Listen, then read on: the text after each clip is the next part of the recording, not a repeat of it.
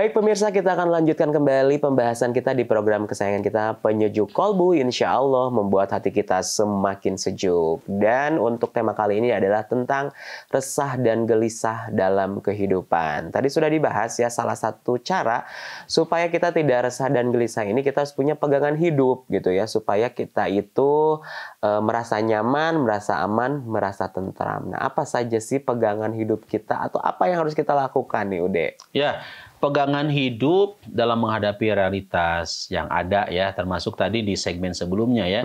Kadang orang diberikan keluasan rezeki, diberikan jabatan, kepopuleran, tapi kok tetap aja sih masih nggak merasa tenang. Kurang gitu ya. Ini poin yang pertama adalah setiap muslim hendaknya yakin akan keagungan, kebesaran, kasih sayang Allah kepada kita, keadilan Allah.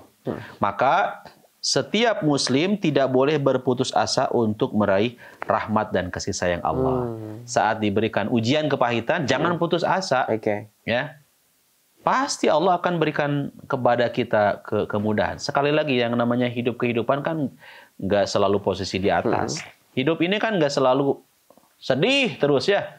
Ada satu waktu kita ceria, bahagia, diberikan kecukupan. Begitupun buat teman-teman pemirsa yang posisi sekarang adalah posisi yang nikmat, orang bilang tuh nyaman lah ya. Mesti yakin. Zona nyaman. Jangan berada terus di zona nyaman. Mesti yakin namanya kehidupan kita nggak selalu happy ya. Ada saatnya kekurangan harta, ada saatnya mungkin bersedih, dikecewakan orang dan sebagainya. Maka kuncinya apa? Saat diberikan kepahitan, jangan putus asa, tetap optimis. Nah, saat kita berada di posisi yang nyaman, jangan menempuk dada dan kita jangan kemudian kufur. Bahwasannya apa yang didapatkan ini adalah harta. Apa yang didapatkan ini termasuk harta. Kemudian karir yang makin bagus adalah hasil usaha saya. Bukan, itu adalah atas pertolongan Allah. Yang kedua, setiap muslim hendaknya yakin bahwa beserta kesulitan ada kemudahan. Ini Innamal usri yusra. Setiap kesulitan yang saat ini mungkin teman-teman pemirsa sedang menghadapinya, yakin pasti ada kemudahan. Satu kesulitan, dua kemudahan. Biasanya mah suka dibikin ini story.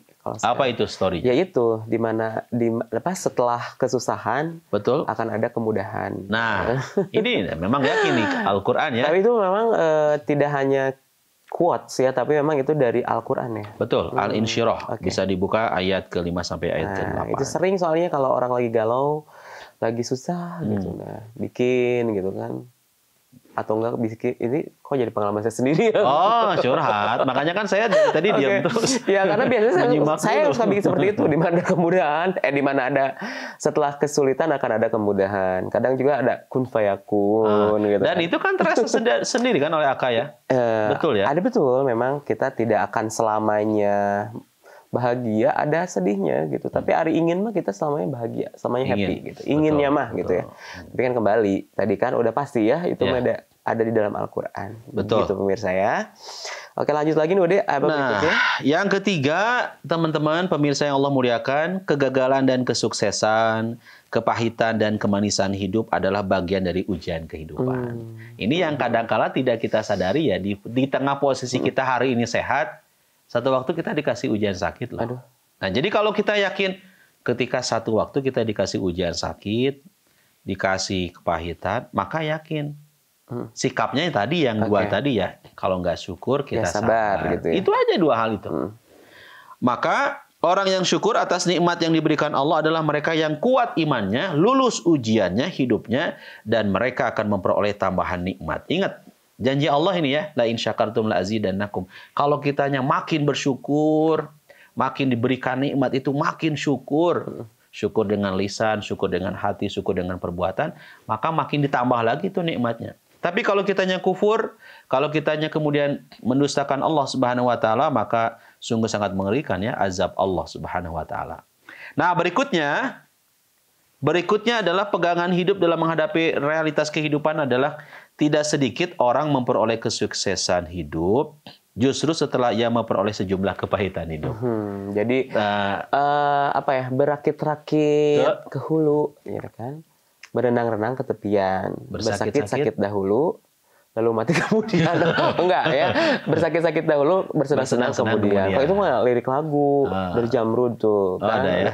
Berakit-rakit kita ke hulu. Berenang kita ke tepian.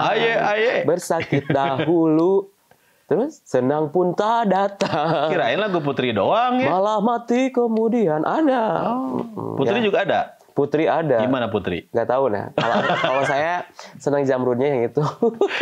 Drummernya itu ternyata yang di Jalan Budi pengajian itu ibunya loh. Masya Allah. Drummer Jamrud. Nanti kita bersilaturahmi kembali ya untuk Majelis Taklim Harmoni ya. Nah, iya betul. Kita akan menunggu lagi ya. Masjid Ar-Rahman untuk ibu-ibu jamaah dari Masjid Taklim Ar-Rahman Jalan Budi ya.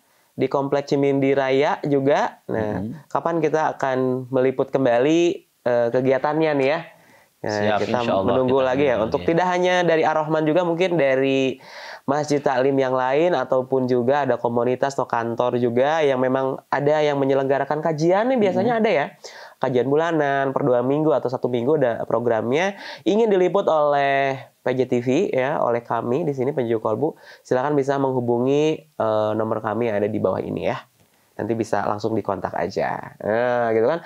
Siapa tahu ya dengan tema-tema misalkan lagi mumet dengan pekerjaan kantor kan, lagi mumet dengan tugas sehingga memang bikin resah ya. Nah, betul. Apa sih kunci berikutnya? Kunci berikutnya adalah ketika kita memegang ya, pegangan hidup ini insya Allah kita akan tenang, yakni kehidupan duniawi ini sering dihiasi oleh kepalsuan dan permainan.